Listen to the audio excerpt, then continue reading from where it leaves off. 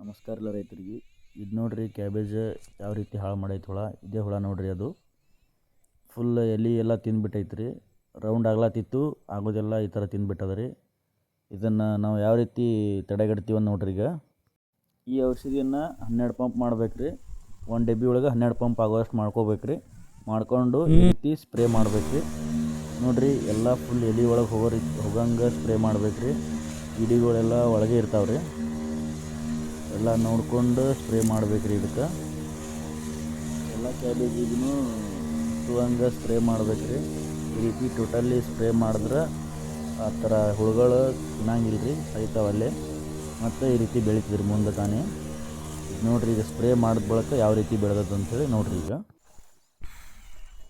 ನೋಡಿರಿ, ನಮ್ಮದಿದು 1.5 ತಿಂಗಳು ಪ್ಲಾಟ್ ಐತಿ. ಈಗ ಯಾವ ರೀತಿ ಕಾಣ್ತದೆ ನೋಡಿರಿ. ಇದರಲ್ಲಿ ಕೀಡಿ ಇರ್ತಾವೆ ರೀ, ಅವು ಈಗಿಲ್ಲ. ಸ್ಪ್ರೇ ಮಾಡೀನಿ ರೀ, ನಿನ್ನೆ ಸ್ಪ್ರೇ ಮಾಡಿದ್ದಕ್ಕೆ ಹೋಗ್ಯಾವ ರೀ. ಈ ರೀತಿ ಆಗೈತೆ ನೋಡಿರಿ. 1.5 ತಿಂಗಳೈತಿ ಈಗ ಬೆಳೆಸಿದ್ವಿ ನಾವು. ಇನ್ನೂ 1 ತಿಂಗಳದಾಗ ಬರ್ತೈತೆ ರೀ ಮಾಲು. ಟೋಟಲಿ ನೋಡಿರಿ ಹಂಗೆ ಕಾಣ್ತೈತಿ.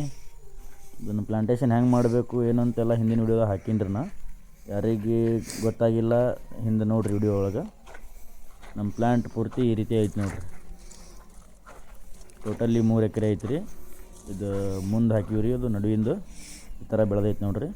ಏನು ಜಾಸ್ತಿ ಖರ್ಚು ಇರಂಗಿಲ್ಲ ರೀ. ಬರೀ ಅದು ಹುಳ ಆಲಾರ್ದಂಗೆ ಎಷ್ಟು ನೋಡ್ಕೋಬೇಕು ರೀ. ಹುಳ ತಿನ್ನೋದೊಂದು ಬಿಟ್ಟರೆ ಮತ್ತು ಯಾವುದೇ ರೀತಿ ರೋಗದ ಬರಂಗಿಲ್ಲ. ಇದಕ್ಕೆ ಚೆನ್ನಾಗೇ ಬರ್ತದೆ.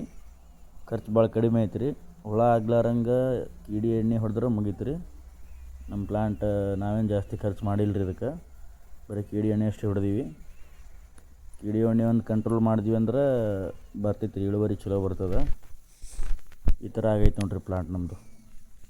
ಇನ್ನು ಇನ್ನೂ ರೌಂಡ್ ಆಗಿಲ್ಲ ರೀ. ದೊಡ್ಡ ಗಡ್ಡಿ ಅಷ್ಟೇ ರೌಂಡ್ ಆಗ್ಯಾವ.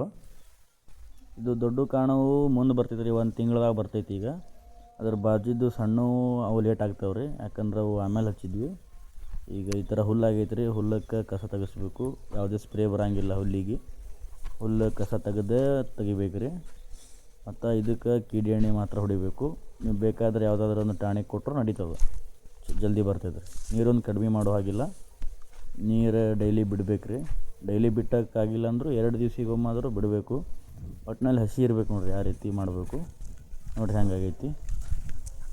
ಇದಕ್ಕೇನು ಯಾವುದು ಕೀಡಿ ಇಲ್ಲ ರೀ. ಈಗ ಎಲ್ಲರೇ ಒಂದು ಇರ್ತಾವೆ, ಜಾಸ್ತಿ ಇರೋಂಗಿಲ್ಲ. ಒಟ್ಟು ಸ್ಪ್ರೇ ಮಾಡಬೇಕು. ವಾರಕ್ಕೆ ಒಂದಾದ್ರೂ ಕೀಡಿ ಎಣ್ಣೆ ಸ್ಪ್ರೇ ಮಾಡ್ಬೇಕು ರೀ. ಸ್ಪ್ರೇ ಮಾಡಿದ್ರೆ ಚಲೋ. ಬಿಟ್ಟಿವಂದ್ರೆ ಎಲ್ಲ ಹಾಳಾಗ್ತಾವೆ ರೀ, ಎಲ್ಲ ತಿಂದುಬಿಡ್ತದೆ ಅದು. ಸೊ ಗೊತ್ತಾಗಂಗಿಲ್ಲ, ನಡುವಿರ್ತದೆ, ಗಡ್ಡಿ ಒಳಗೆ ಇರ್ತದೆ ರೀ. ಗಡ್ಡಿ ಒಳಗೆ ಇದ್ದ ಸಂಬಂಧ ನಮ್ಗೆ ಗೊತ್ತಾಗಂಗಿಲ್ಲ. ಎಲೆ ನೋಡಿರಿ ಈ ಥರ ಕಟ್ ಮಾಡ್ತದೆ ಅದು. ಈ ರೀತಿ ತೂತು ಹಾಕಿಬಿಡ್ತದೆ ಎಲೆಗೆ. ಸಣ್ಣಕ್ಕೂ ಆಗ್ಯಾವ ರೀ, ಅದಕ್ಕೂ ಎಲ್ಲ ಕೂಡಿನೇ ಸ್ಪ್ರೇ ಮಾಡೀನಿ. ಈಗ ಮತ್ತೆ 1 ವಾರ ಬಿಟ್ಟು ಮತ್ತೊಂದು ಸ್ಪ್ರೇ ಮಾಡ್ಬೇಕು ರೀ. ಯಾವ ಸ್ಪ್ರೇ ಮಾಡ್ತೀನಿ ಅಂತ ಮುಂದಿನ ವಿಡಿಯೋದಾಗ ಹಾಕ್ತೀನಿ ರೀ. ಪ್ರತಿಯೊಂದೂ ಅಪ್ಡೇಟ್ ಮಾಡ್ತಾ ಇರ್ತೀನಿ. ಎಲ್ಲರೂ ನೋಡಿರಿ, ಸಬ್ಸ್ಕ್ರೈಬ್ ಮಾಡಿರಿ.